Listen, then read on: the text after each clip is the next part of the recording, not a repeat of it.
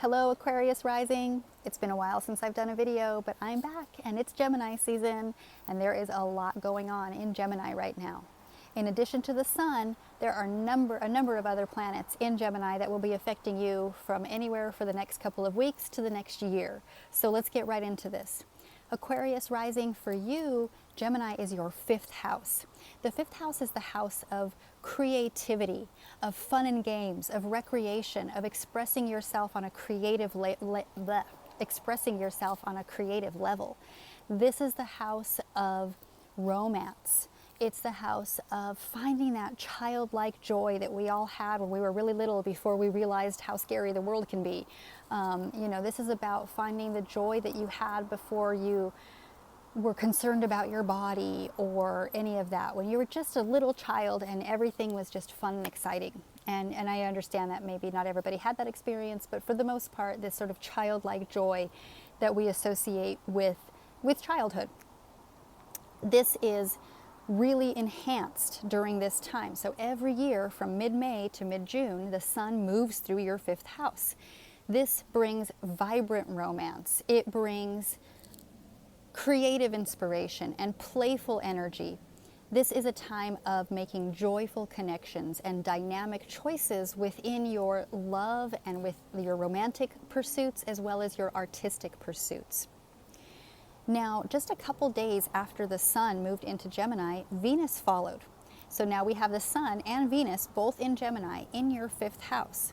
Now, Venus is one word about the sun. The sun rules the fifth house. So with the sun in the fifth house, it's really amplifying that energy. It's expanding that energy even more so because it is at home. So now back to Venus. Venus moving into this house really brings out that dynamic energy. It brings out the need to be versatile in your approaches to romance and creativity. So you need to be adaptable. You can't go at the way that you pursue romance and creativity may not have worked for you in the past. And so this is a time to really be adaptable in how you go about experiencing those energies. So Venus in Gemini also brings out lively and harmonious communications and connections.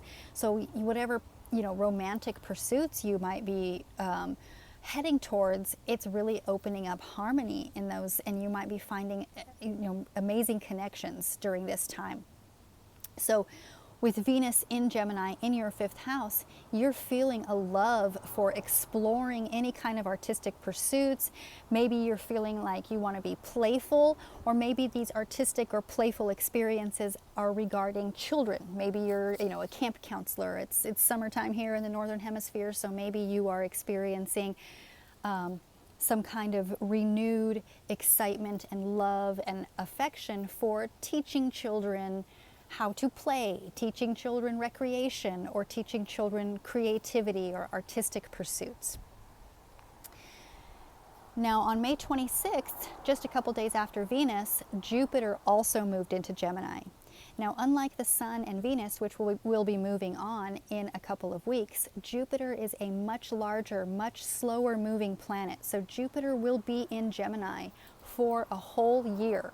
So from now until next June, you will be feeling this expansive and growth energy of Jupiter. And for you, Aquarius rising, with Jupiter being in your fifth house, this is bringing out a lot of opportunities for love, for creativity, and for playful exploration in your daily life. Jupiter will be giving this energy for a full year. So there's a lot of time here to really look into what these opportunities are for you, and think about that whenever an opportunity does arise. Say yes. Say yes to these opportunities in love, in romance, in creativity, and in being playful. Perhaps, Aquarius, you are not used to being playful and letting go. This is a time for you to just let those inhibitions go and allow yourself to feel joy and vitality, just like a small child, just like if you've watched my other videos, you know that I use a lot of tarot. I'm not using those cards today because I'm just outside, but I do have them here. And if you look at, the Sun card, this little child is all about joy and vitality, and they're just riding into town on their big white horse, just, naked as a jaybird, no care in the world, and carrying this red flag of, it represents vitality, it represents blood, it's life force. So you are really pushing that pursuit of, I call the fifth house the house of creation, recreation, and procreation. So because the fifth house is the house of children and romance and procreation, it is a time when children are involved. Now, this could mean that you're, like I said earlier, having daily interactions with children, but this could also mean that you are bringing children into the world. So if this is something that is positive for you, then this is a good time. This is the next year could provide many opportunities for you to bring a child into the world, whether through your own biology or in some other situation.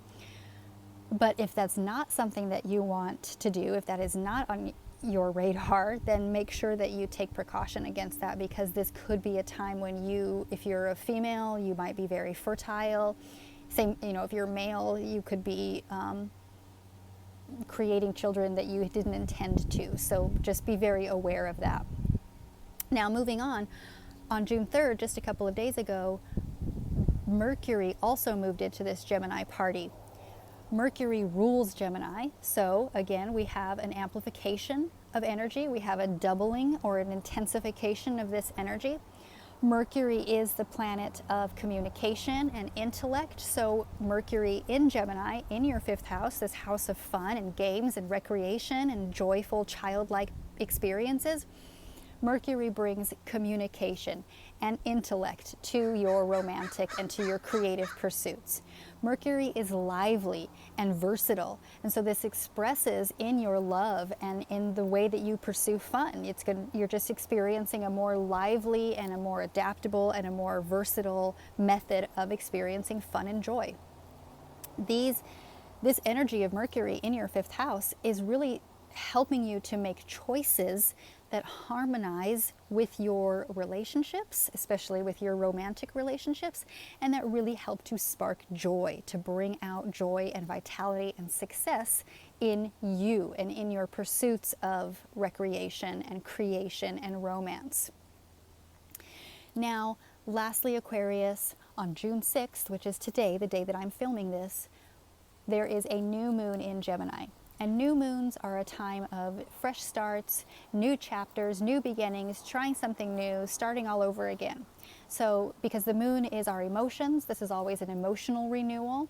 So this new moon in Gemini in your fifth house is bringing an emotional depth and fresh beginnings to your love, to your romance, to sparking creativity and to finding passion in romance, to finding those passionate relationships. This is also a time of nurturing connections with a playful spirit. This is a time for really tapping into your ability to be playful. So whatever that means for you, Aquarius rising, I wish you the best of luck. Thank you so much for watching, and I will see you next time. Bye.